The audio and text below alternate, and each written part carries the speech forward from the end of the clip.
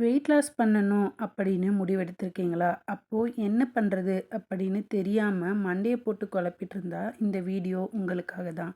இதுவரைக்கும் என்னுடைய சேனல சப்ஸ்கிரைப் பண்ணாம பார்த்துட்டு இருந்தா, மறக்காம சப்ஸ்கிரைப் பண்ணிட்டு பக்கத்துல இருக்க பெல் ஐகானையும் கிளிக் பண்ணி வச்சுக்கோங்க. அப்பதான் நான் போடுற வீடியோவுடைய நோட்டிஃபிகேஷன் உங்களுக்கு வரும். வாங்க உடனே வீடியோக்குள்ள போலாம். வெயிட் லாஸ் அப்படிங்கிறது நம்ம உடம்ப பட்டினி போட்டு கிடக்கிறது கிடையாது. அது மட்டும் இல்லாம வெறும் சாப்பாட்ட குறைச்சா மட்டும் வெயிட் குறைஞ்சிருமா அப்படின்னு கேட்டா, அதுவும் கிடையாது. சரியான உணவ நம்ம தேர்ந்தெடுத்து சாப்பிட்றதுல தான் வெயிட்டு மெயின்டனன்ஸ்ல இருக்கா, இல்லையா அப்படிங்கிறது தெரிய வரும். ஆரோக்கியமான முறையில உடல் எடையை குறைக்கணும். அதுக்கு என்ன பண்றது அப்படின்னு யோசனையா இருந்தா, நான் எனக்கு தெரிஞ்ச சில உணவு வழிமுறைகள உங்களுக்கு சொல்றேன். அத ஃபாலோ பண்ணி பாருங்க. கண்டிப்பா உங்க வெயிட் லாஸ்ல நல்ல சேஞ்சஸ் வரும். நாம சாப்பாட்டுல பண்ணக்கூடிய சின்ன சின்ன சேஞ்சஸ் தான் நம்மளுடைய வெயிட் லாஸுக்கு ஒரு பெரிய இம்பேக்ட்ட குடுக்கும் அப்படின்னு நான் நினைக்கிறேன். வெயிட் லாஸுக்கு நாம செய்யக்கூடிய முதல் ஸ்டெப்ஸ் என்ன அப்படின்னு பார்த்தோம்னா, நாம சாப்பிடக்கூடிய காலை உணவுல கவனத்த செலுத்தணும். பொதுவாவே தமிழ்நாட்ட சேர்ந்தவங்க எல்லாரும் இட்லி, தோசை அப்படின்னு பழக்கப்பட்ட உணவு சிற்றுண்டிய தான் சாப்பிட்டுட்டு இருப்போம். அதுக்கு பதிலா முளைக்கட்டிய பயிறு, முட்டை இல்லைன்னா ஓட்ஸு அப்படின்னு புரோட்டீன் ரிச்சா இருக்கக்கூடிய உணவ நம்ம காலை உணவுல சாப்பிட ஆரம்பிச்சோம்னா, ரொம்ப நேரத்துக்கு நம்ம பசி எடுக்காம இருக்கும். இதனால நம்ம சாப்பிடுற சாப்பாட்டுடைய அளவு கம்மியாகும். இது வெயிட் லாஸுக்கு ஒரு பெரிய அளவுல உதவும் அப்படின்னு நான் நினைக்கிறேன். இப்போ என்ன சாப்பிடணும் காலையில அப்படின்னு சொல்லிட்டேன். அப்ப எது சாப்பிடக்கூடாது அப்படிங்கிற கேள்வி இருக்கும்ல. அதுக்கு என்ன பண்ணணும்னா, சர்க்கரை, வெள்ளை சர்க்கரையில செஞ்ச குளிர்பானங்களா இருக்கட்டும், இல்லைன்னா பேக்கெட் உணவுகள், இந்த மாதிரி கடையில விக்கிற ரெடிமேடு சப்பாத்தி, ரெடிமேடு பரோட்டா அப்படி எல்லாத்தையும் வாங்கி சமைச்சு சாப்பிட்றத ஸ்டாப் பண்ணாலே, நம்ம வெயிட் லாஸை ஈஸியாகவே பண்ணிடலாம். வெயிட் லாஸ் பண்ணுறது அப்படிங்கிறது ஒரு பெரிய கஷ்டமாகவே நமக்கு தெரியாது. அடுத்ததா மதிய சாப்பாட்டில் நம்ம என்னென்ன சேஞ்சஸ் செய்யணும் அப்படின்னு பார்த்தோன்னா, பொதுவாகவே நம்ம ஒரு தட்டில் அதிக அளவு கார்போஹைட்ரேட் இருக்கக்கூடிய சாப்பாடு தான் எடுத்துப்போம். அப்புறமா கொஞ்சமாக காய்கறி, சாம்பார், ரசம் அந்த மாதிரி எடுத்துப்போம். இப்போ மாற்றா நம்ம என்ன பண்ணணும் அப்படின்னு பார்த்தீங்கன்னா, சாப்பாடு இருக்க இடத்துல காய்கறியையும், காய்கறி இருக்கிற இடத்துல சாப்பாட்டு அளவையும் மாத்தணும். அப்போ 1 பங்கு ரைஸ் எடுத்துக்கிட்டிங்கன்னா, 3 பங்கு அளவுக்கு காய்கறிகள் எடுத்துக்கணும். அது கூட சேர்த்து கொஞ்சமா ஏதாவது சிறுதானியங்கள்ல செஞ்ச சாப்பாடு, ரைஸுக்கு பதிலா நீங்க சிறுதானியத்தில செஞ்ச சாப்பாடு எடுத்துக்கலாம். அது என்னன்னா திணை, வரகு, குதிரைவாலி இல்லைன்னா கைக்குத்தல் அரிசி அந்த மாதிரி சிறுதானிய சாப்பாடை நார்மல் சாதத்துக்கு பதில் எடுத்துக்கலாம்.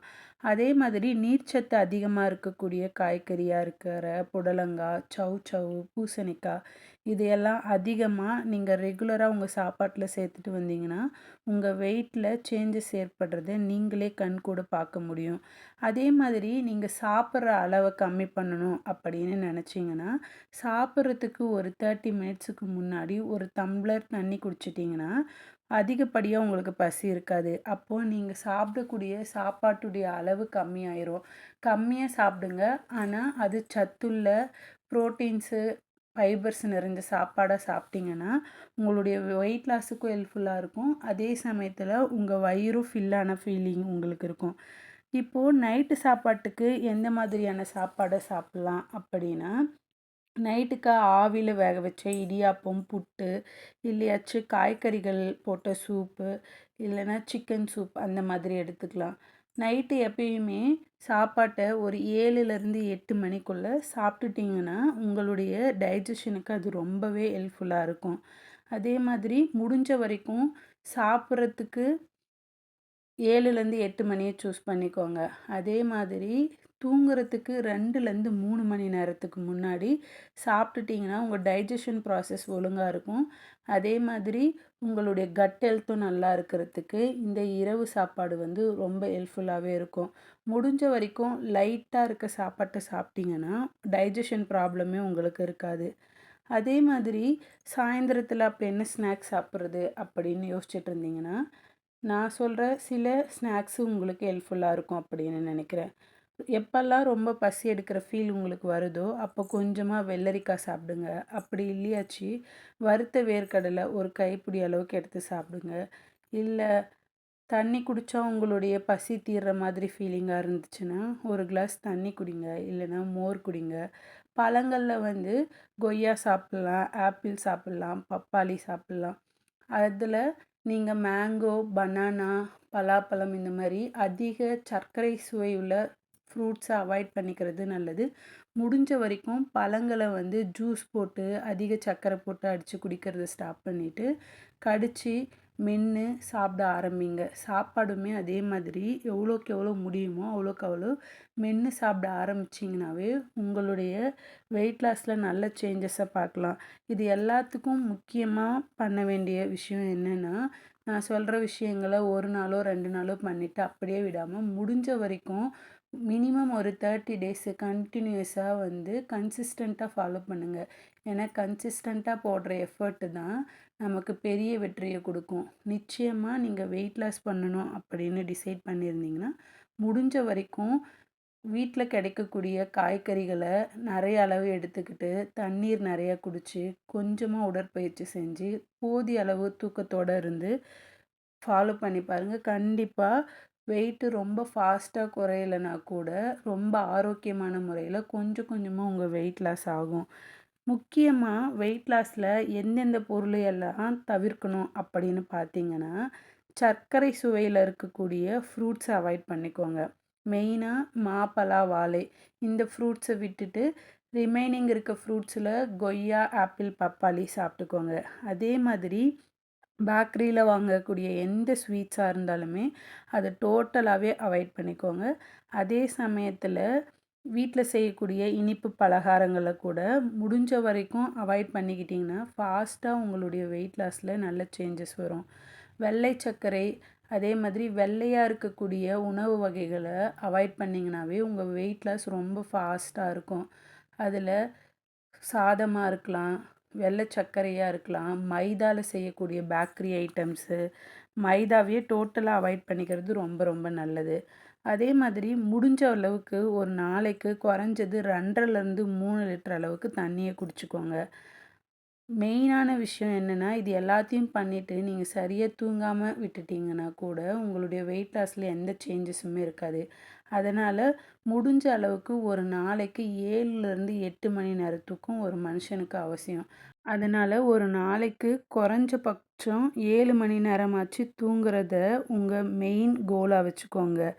எந்த ஒரு புதிய டயட் முறையையும் தொடங்கறதுக்கு முன்னாடி, உங்களுடைய உடல் அதுக்கு ஒத்துக்குமா? இல்லையா? அப்படின்னு ஒரு நியூட்ரிஷன சந்திச்சு ஆலோசனை வாங்கிட்டு, அதுக்கப்புறமா நீங்க அதில கன்டின்யூ பண்றது அப்படிங்கிறது நல்லது. மாதிரி நான் சொன்ன சின்ன சின்ன விஷயங்கள்ல உங்களுடைய மாற்றத்த கொண்டு வந்தீங்கன்னா, உங்களுடைய எடை இழப்புல பெரிய மாற்றத்த பார்க்கலாம் அப்படிங்கிறது தான் இந்த வீடியோ மூலியமா நான் உங்களுக்கு சொல்ல வர கருத்து. மெயினா செய்ய வேண்டியது உணவுல சரியான உணவ வந்து எடுத்துக்கோங்க. புரதச்சத்தும், நார்ச்சத்தும் அதிகமா இருக்கக்கூடிய உணவுகள எடுத்துக்கோங்க. 2வது மிக முக்கியமான விஷயம், ஒரு நாளைக்கு 2லேருந்து 3 லிட்டர் அளவுக்கு தண்ணி குடிங்க.